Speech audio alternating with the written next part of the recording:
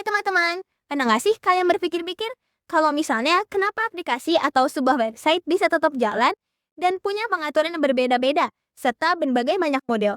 Padahal aplikasi atau website tersebut dipakai oleh banyak orang? Nah, kalian bakal dapat jawabannya di video ini. Kali ini, kita akan membahas tentang INV. Apa sih itu Bang ENV? Jadi, INV itu adalah fitur unik yang membantu banyak programmer dalam menjalankan programnya. Sebelum mulai ke materi, izinkan kami memperkenalkan diri kami terlebih dahulu. Perkenalkan, nama saya Ardelu Auliani dari kelas 11 TPLG 1. Saya Zilma Febiani Aulian dari kelas 11 TPLG 1. Saya Idri Potapisawan Nakal Pisyawan dari kelas PPLG 1. Saya Adli Failul Solani dari kelas 11 PPLG 2. Saya Evan Padilla dari kelas PPLG 2. Saya Marvin Devan Apandi dari kelas PPLG 2. Salam menambah. Nah, teman-teman, apa itu INV? INV atau biasa dikenal dengan environment merupakan sistem pengaturan yang biasa digunakan dalam aplikasi atau website.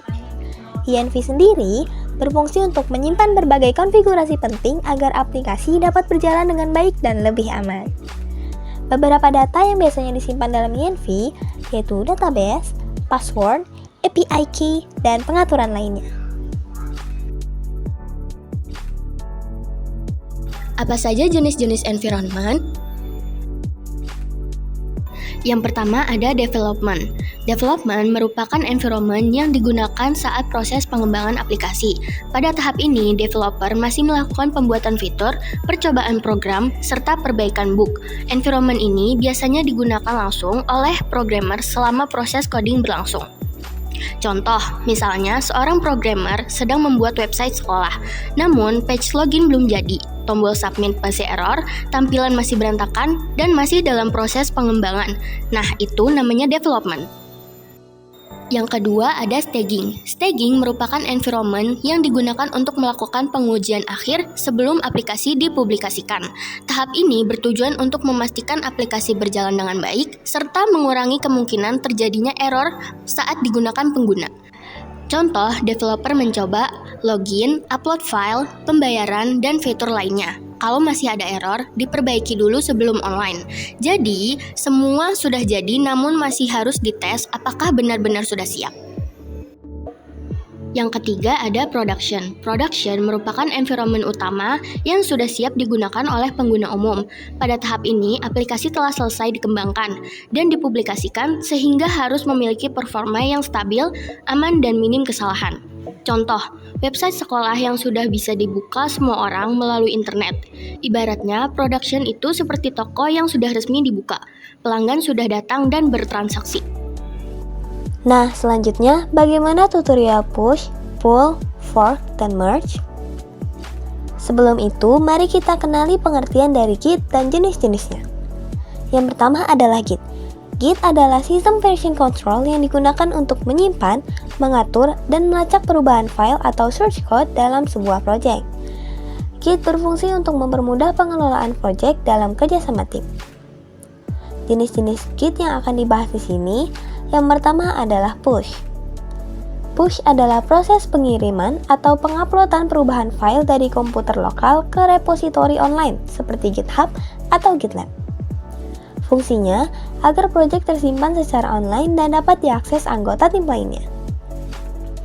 Kemudian ada Git pull. Git pull adalah proses pengambilan update atau perubahan terbaru dari repositori online dari komputer lokal. Fungsinya agar file project tetap sinkron dengan versi terbaru.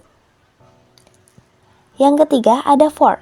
Fork adalah proses penyalinan repositori milik orang lain ke akun GitHub atau GitLab sendiri. Fungsinya untuk memodifikasi atau mengembangkan project tanpa mengubah repositori asli. Dan yang terakhir adalah Git merge. Git merge adalah proses menggabungkan perubahan dari satu branch ke branch lainnya di dalam Git. Fungsinya untuk menyatukan hasil pekerjaan atau fitur baru ke branch utama project.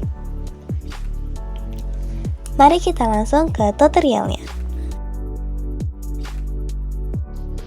Di sini saya membuat folder baru bernama pull merge fork Lalu saya masuk ke folder tersebut menggunakan Windows PowerShell dengan cara cd di pull merge for. Di sini saya menjalankan perintah git init untuk menginisialisasi repositori git baru. Setelah itu saya menambahkan semua file dengan git add dan membuat commit pertama dengan git commit -m pertama kali. Di sini saya mengganti branch default menjadi main dengan git branch -m main. Lalu saya menambahkan remote repository GitHub dengan git remote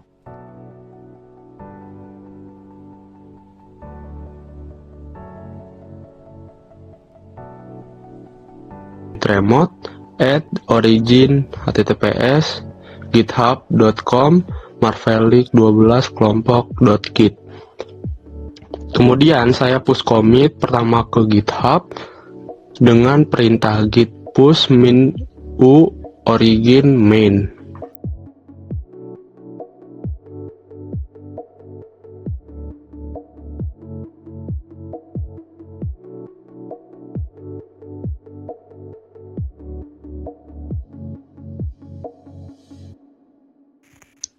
Di sini saya melakukan git pull origin main untuk sinkronisasi.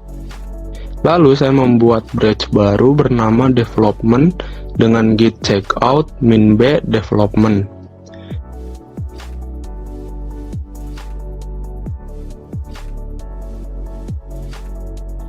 Di branch development saya memperbarui file Python saya dengan menambahkan baris kode print. Halo, ini adalah script Python sederhana untuk belajar git pull. Print semangat belajarnya. Print ini adalah baris tambahan untuk belajar git pull.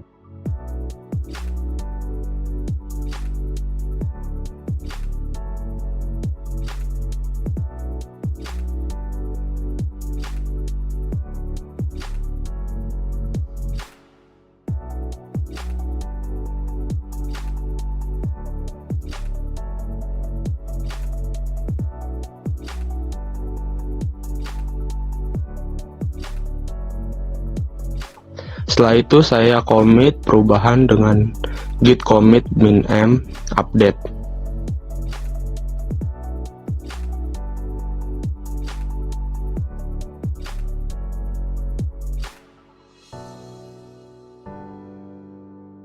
Setelah itu, kembali ke branch main dengan git checkout main.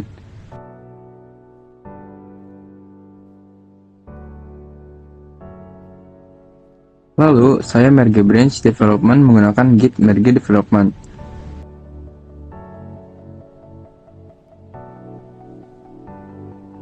Terakhir, saya push hasil merge ke GitHub dengan git push origin main. Dengan begitu, semua perubahan dari branch development sudah masuk ke branch utama di GitHub. Dan selesai.